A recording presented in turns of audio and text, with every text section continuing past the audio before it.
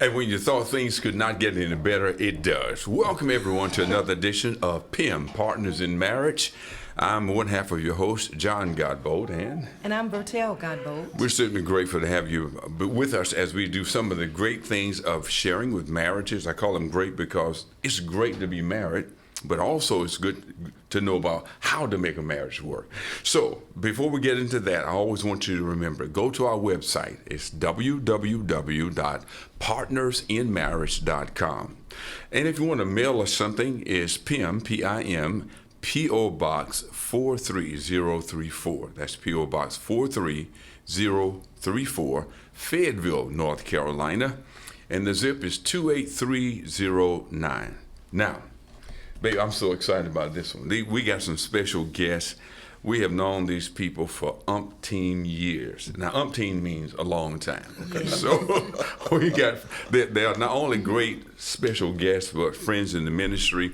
Pastor Earl and Denise Goins, the lead pastors of Faith Tabernacle Christian Center in St. Paul's, North Carolina. Welcome, lady and gent. It's good to be here, man. So good to have you with us. Now we're going to get started because, like I said, this time rolls so fast.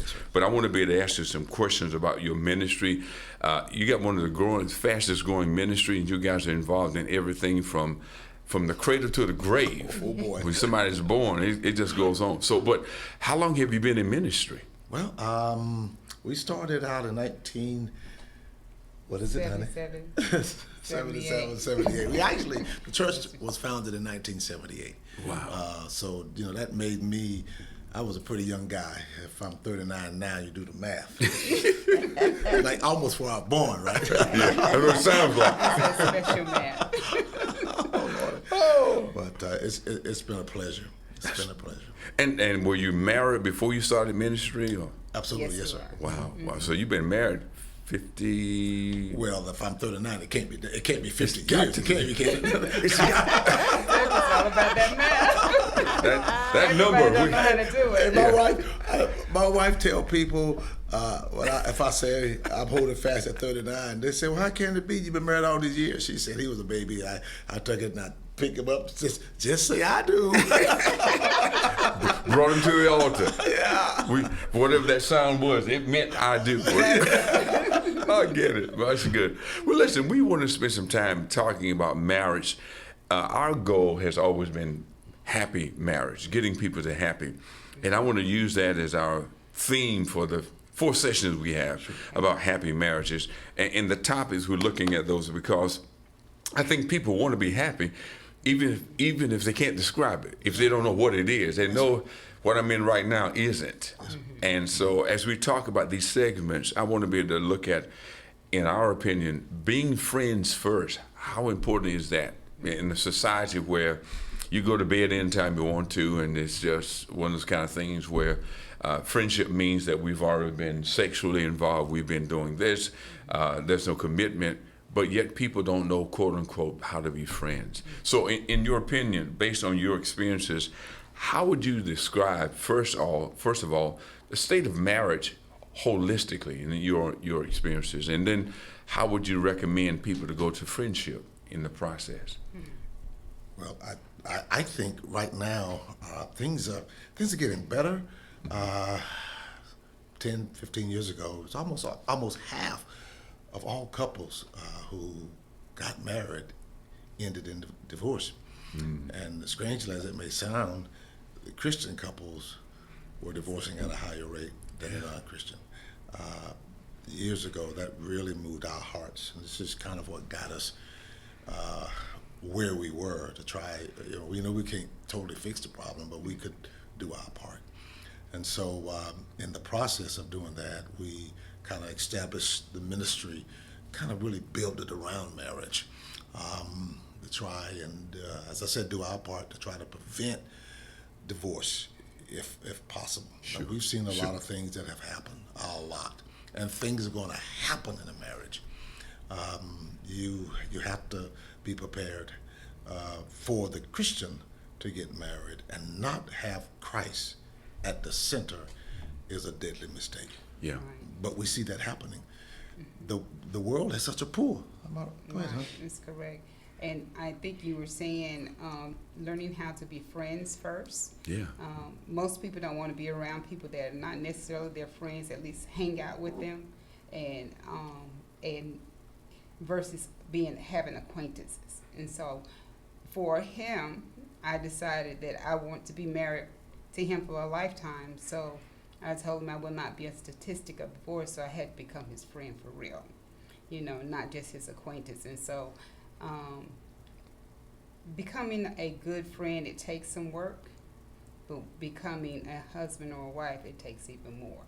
And so, just being, I should say, pliable, or just learning to see myself as the type of friend that would want to be around someone else.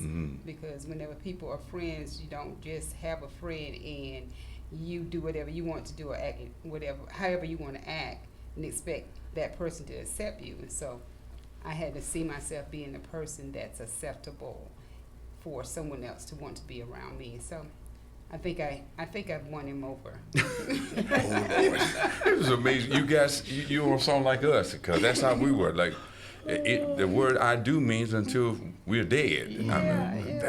And we are going after that way somehow or another. I remember staying up some nights. We talked almost all night until I got sleepy. Okay, we're gonna work this thing out. It's important to talk through it. Yeah. So go ahead with it. As if we got a few minutes here, as you saw that need and you started putting things together in your ministries, how did people respond to that? I mean, did they accept what you're putting out there to say this is what couples need to be doing? To make sure your marriage is until death do you part? Well, I think it was both. They accepted it and they rejected it. Okay. Some accepted it, some rejected it. One of the problems that I find that happens in marriage, if a marriage is in trouble, usually they want to keep it covered, keep it hid, and try to work through it themselves. And that's good if they can, but oftentimes they can't. And when they are at that point of trying to keep it hid and trying to work through it over a process of time, this thing becomes infected. Yeah. And it's going to wind up being something that everybody's going to know about. They are very reluctant to get help, especially the husband. Yeah. The average guy thinks that he can solve his own problems.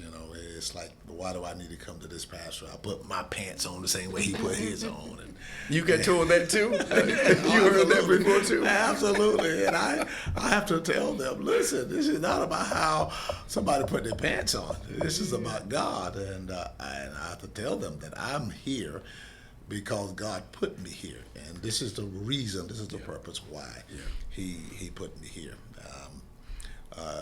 Oftentimes, the walls, by the time I get a chance to talk to them, or we get a chance to talk to them, the walls have been up for a while. Yeah. Part of my background is construction. I know how to build things. And I understand that walls can be a protection, but they also can isolate you. And so what happens is that there are people who've been married for years, but they're isolated and they're lonely. Okay. And it's a shame that a person is married 5, 10, 15, 20 years, and they're lonely. Wow. And it really sets them up for something, for an extramarital affair. Yeah. It's terrible. We have been created to have communication. That's good. And when we don't have it, we become weak. I'll say this, and I'll probably say it again before we're finished here. I believe the Bible says that the life of the flesh is in the blood. So blood is essential to the body. And I believe that communication is essential to marriage. Just like, without the blood, the body's going to die. Without communication, the marriage is going to die. I see so many people that are good. They got married because they were good in bed. Okay. Yeah. It's just a matter of time before that gets old. Yeah. If the only way you're going to keep it fresh is that you have to communicate, and if you don't have a good foundation of doing that, it's going to be trouble. It's really going to be trouble. See, I told you this time goes so fast, it's already gone. But we can take this point. Communication is the bloodline to a marriage. I like that. Yeah. It definitely is. And with that being said, we got to go, and we'll be back soon. Don't you dare go anywhere. We'll be back. But remember, marriage is not a destination. It is a journey of love.